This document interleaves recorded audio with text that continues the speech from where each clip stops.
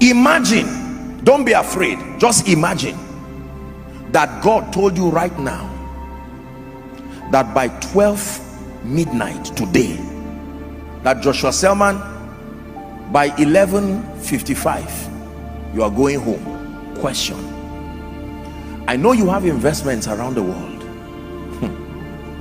I know you have all kinds of things. I know you plan to travel next week, but what will become your point of focus? With that knowledge, just one information was passed to you, that you have 3 more hours in this life, and that's it. 3 more hours. Wrap up whatever you have to do. You have 3 hours. No prayer will change it. 3 hours. You are not sick, and it's not going to be accident. It will not be anything. Once it's time, God knows the many ways he will pick you so that you don't fear, but you just have 3 hours. Think for a moment. What are you going to do? You may think of your businesses, you may think of your investments, you may think of your certificates, you may think of your wife, you may think of your husband, you may think of your parents, you may think of your children, you may think of your future and your goals, your plans, your house under construction. You may think of the person owing you and the police case that is still pending. You will think of all of these things, and yet you will be surprised that none of them at that point will be able to bring you satisfaction. There is only one thing you will be looking for at that point. When you stand with the consciousness that I have only 3 hours to live in this life, there is only one thing you will look for. It is called peace. 3 hours to end your life, and yet it is not another degree you want. It is not another political office you want. 3 hours. It is timing. By now it will be less than the 3 hours. It is not whether you like it or not. Non-negotiable. 3 hours. Then you will now have the wisdom to look for what you would have spent your entire life really looking for. The thing you are looking for at the point of death is what you should find first in your life and have the privilege of enjoying it.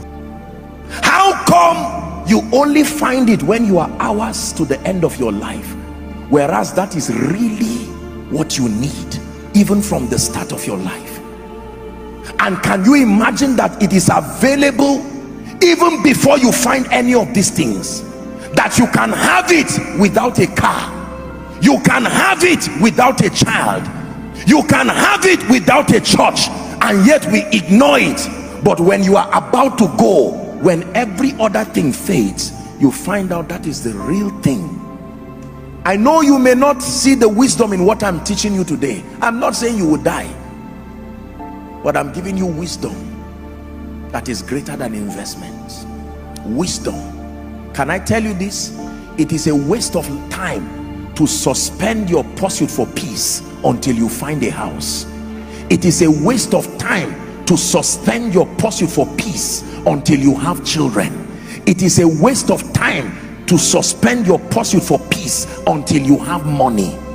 None of those things have the power to give you peace. I can tell you, they may carry with them expressions of conveniences that may minister security, may minister variety, but security, variety, significance, love and acceptance, growth and advancement, impact and contribution are psychological ways of looking for the same thing: peace.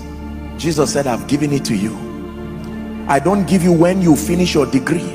I don't give you when you finish your master's. I don't give you when you finish your PhD. I don't give you when you become a professor. I don't give you when you are 60 years. Right where you are, before you even start your journey, you can carry the peace of God. When you find a house, it's just an added advantage, but peace is there. Even if the house goes, your peace remains. As God grants you children, you are celebrating the children and dancing, but not without your peace. Can I tell you, no matter what you lose, you did not lose if what you have left is peace.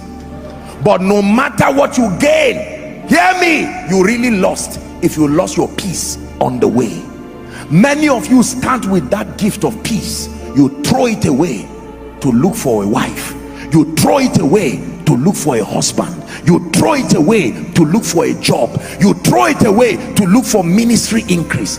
At the end of it, watch what you have: children, a name, a private jet, money in your account in various currencies, a political position, titles, qualifications, no peace. Where did you keep it? And you find out that you left it in 1980. You threw it when you began your journey looking for other things, and at the end of your life you will say, house, give me fulfillment, and house says, not my assignment. Degree, give me fulfillment, it is not my assignment. All of them will say, my assignment is only to give you success. Once we help you to become successful, our mission is finished in your life. What then gives me fulfillment? Peace. Hear me. The only thing that can give you fulfillment in your life is the peace that comes with knowing that you have lived your life effectively, serving the purposes of God and being a blessing to humanity.